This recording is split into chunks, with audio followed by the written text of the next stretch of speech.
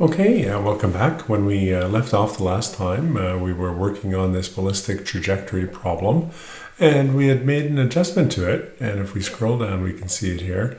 We had introduced a list box, which allowed us to choose a variety of planetary locations, and would then assign a gravitational constant based on that selection. And then you could carry on and do the calculation. And what we want to do this time is we're going to adjust what we've got instead of having a one variable list box. So if we click on that, you see it's equal to G, so a single variable coming out. We're going to increase that to 2. And what that's going to allow us to do is to consider a drag as a result of atmospheric resistance. And so why don't we get into it and we can see how we go as we go along. So the first thing we have to do, because we're going to consider drag, we're going to have a little bit more information about the projectile. So I'm just going to get rid of this because this is no longer going to be true. I'm going to define the projectile, get rid of our acceleration. That will introduce an error, but that's okay. We'll get that sorted out. We'll give it a mass. In this case, I'm just going to say 5 kilograms. We're going to give it an area. And this is what I came up with. It doesn't really matter. It's obviously definable depending on what your projectile is going to be. And then finally, we need a drag coefficient. Now, to introduce the drag coefficient, I'm going to use a combo box. We've done a video on the combo box before. I'll put a link here so you can follow that if you're not comfortable with it. Otherwise, I'm just going to blast through it and get the information put in. So what we need is our drag coefficient, and we're going to make that equal to, and so we go up, input, output. In this case, combo box is under basic, and we need, I think we'll put in about 5 options. So we use the matrix controls. We're going to add insert below, give ourselves about 5 lines, and then we'll fill it out.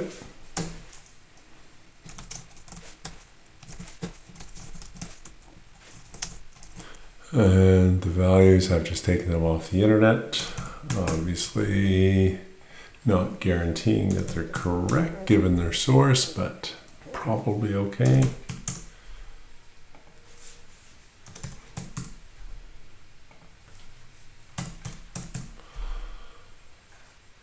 Okay, and then we just go in here, get into the equation, get to the outside, say equals, and we can see what the value is. And of course, the drag coefficient has no units, so we're good right off the bat. So there we go. We have all of our projectile information coming in. We can even give ourselves some extra space. Okay, so let's go down, consider location. We have that, we have this. Just give myself a little bit more space, a little bit of room around it.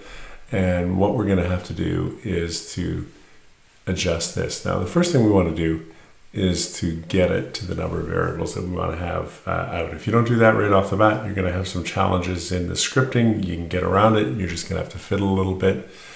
Obviously better if we do it right up front. So we're going to turn that into G and rho. And then we're going to get into the scripting and see what we can do.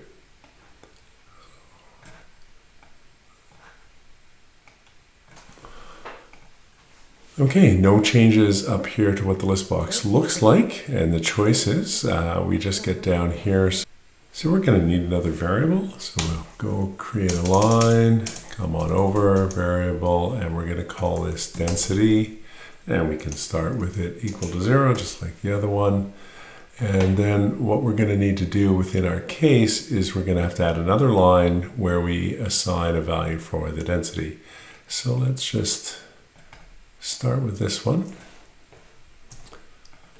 I'll make space, paste it in, line it up, call that density, and for Earth then 1.293, and of course the units we're going to have to manage once we're back into the worksheet. I'm just going to get the lines in here, and then I can adjust the values. 0 for the moon, a small value for Mars, and a fairly large value for Venus with a nice thick atmosphere. And the last thing we should have to do is we're going to need a second output. So we can come down here, paste this in. This will be number 1, and we'll set that equal to the density. So if I've done that correct, I should be able to apply it. We didn't get any syntax errors. And when I close it now, we should have 2 values coming out. So let's check the other one. So row, and let's see if we're getting a value. Oops, something went wrong. And we're getting a value. So everything seems to be working there. And as we change it, we're getting a value associated with the location. So I think our list box is okay. Now it's just a matter of what we do with the information on the other side. So we want this to have units. So we're going to define that as rho multiplied by kilograms per meter cubed. And then there we go. So we have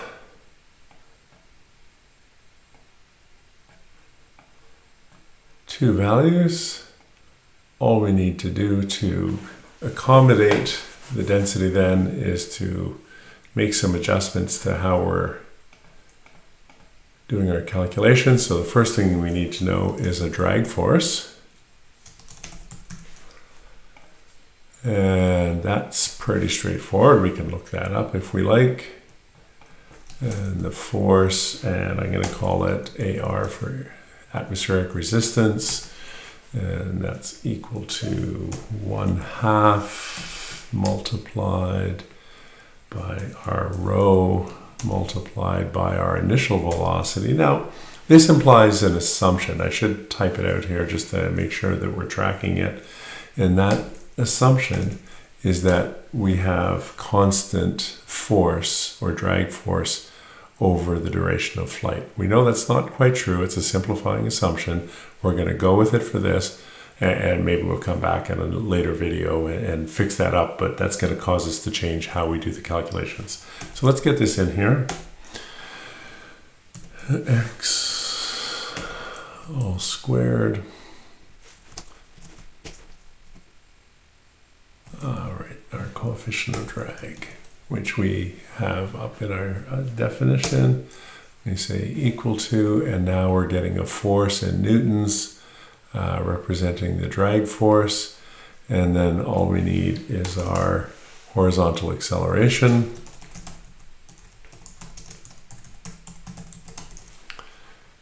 And of course, force equals mass times acceleration. So our acceleration in the x direction is then equal to our force divided by our mass. And we get a value out. And so, just tidy this up a little bit. Assume constant drag over flight. And because the velocity is changing, we know that's not true. But it's good enough. And so here we go. We're testing it out. Everything seems to be working. We're getting different accelerations. And if we zoom out a chunk, well, maybe not that far. So if we're watching our graph, we can look at it and we can see that we're getting an impact of the drag. Now, this doesn't look right to me. So I'm thinking that there's an error here, and it looks like the drag is actually accelerating it. Obviously, it's decelerating it. So I'm going to have a negative sign in here. So we can put it in a number of places. We can put it into the force, we can put it into the acceleration. I'm going to put it into the force so that we get our force going in the right direction, and then that's going to carry on down and get it sorted out. And that's looking pretty good. So that's not bad. Now the only thing is that I'd like to have the option to turn off the drag calculation. So right now it's going to do it. It doesn't matter if you're wondering what the difference is, say on Venus, between considering atmospheric drag or not considering atmospheric drag. You don't have a simple way to turn it on and off. So what I'm going to do is I'm going to introduce another control, and we'll use a radio button in this case, and you just choose whether you're considering drag to be negligible or not negligible, and then we're going to get that to work. And so yeah, we got a couple things to do, and let's see how we can do that. So we have everything coming, so let's make some space here. We can bring this up, and now we need to introduce a radio button. So up, input, output, we're still there. No, we're not. Input, output. And we're going to choose a radio button. And let's go in and edit this. I prefer horizontal in this instance, so we'll do that. And we'll go into the script editor. And let's see what we want to do. So the first thing I want to do is I just want to get the two buttons looking right. So one is going to be negligible.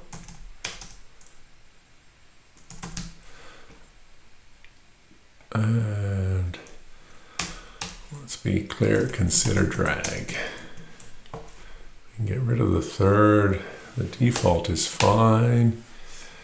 And we're happy there. And I'm just going to apply that. We can get this sorted out. We'll go back in to get it working right.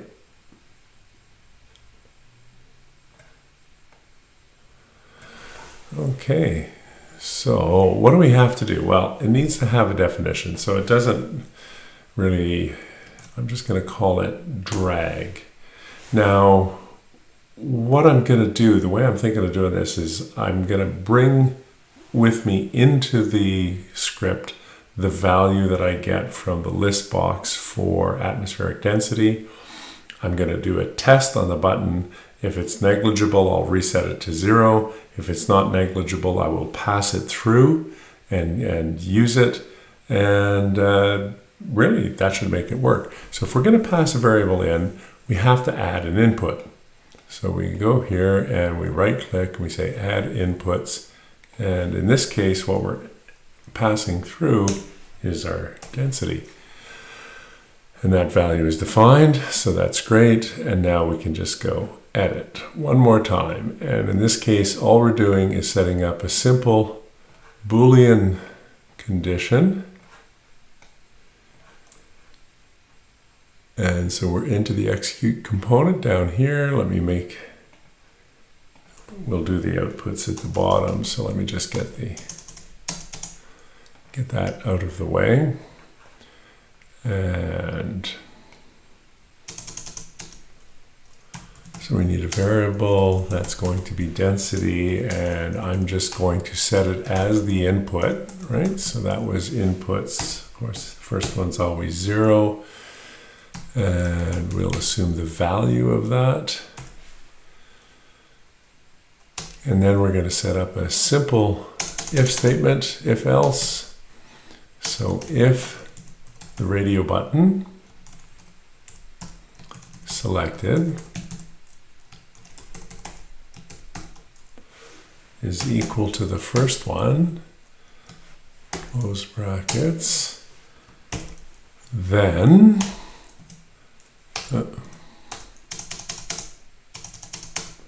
we'll set the density equals to 0 because it's intended to be negligible. And then we get into our else. Oh.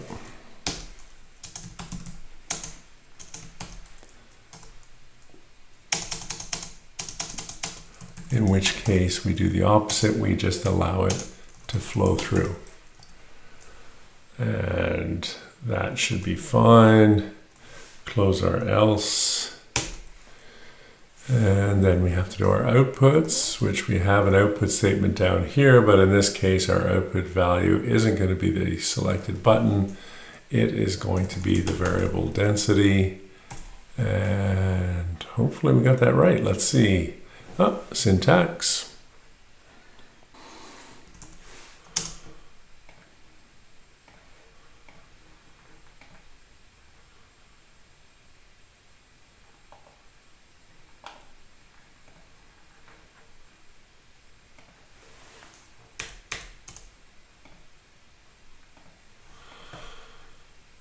I was getting an error on the variable density. Now remember when I went in here, I went in directly from there. So I think I really needed to click out first and do that. So all I did is I left the script box, clicked out of it, went back in, and everything seems to be fine. Okay, so we can collapse that so we don't see it. We can hide the left-hand side. We can move it over a little bit. You don't want to overlap the other box or you're going to have a hard time selecting this because it's logically there on the sheet. And now, if we have, say, Earth chosen and this is negligible, then we're getting, no, that's not working. I know what it is. So remember, I'll go into that, this is drag, so this then has to be the output because it's passing it out as drag. So now we consider drag. We're getting the values passing through. We turn it to negligible, it sets it to 0. So that would be true for any Mars. Negligible is 0, and we're getting a value out. So with that, I think we're getting pretty close to being done. So we can close up some of that space. We don't need, everything's working. Let's go down. Now we can see the value of that button if you were trying to compare. So if you're trying to compare different things, so for example, the most extreme is going to be Venus because of the thick atmosphere. So with consideration of drag, you see the rapid deceleration due to drag. And then if we make it negligible, of course, it's disappearing. And so the button then allows us to look at any one location, consider it with and without a drag component to the calculation. So what did we do? We saw a list box, we changed it to a 2 variable, we added a little bit of complexity inside, but not too much. And then we used a radio button based on that output to either pass the value through or change it depending on the condition chosen in the radio button. So I think we've learned a few new skills which we may be able to apply to our own particular work. So I hope that's true for you. And I'm thinking maybe on the next one I will see if I can't redo the calculation here so that we're not assuming that it's a constant drag over flight, but rather a piecewise calculation where we can recalculate the drag based on the instantaneous velocity as we go along. So that should be fun if we can pull that off. But anyway, I hope you enjoyed this one, and we'll see you at the next one. Talk to you later.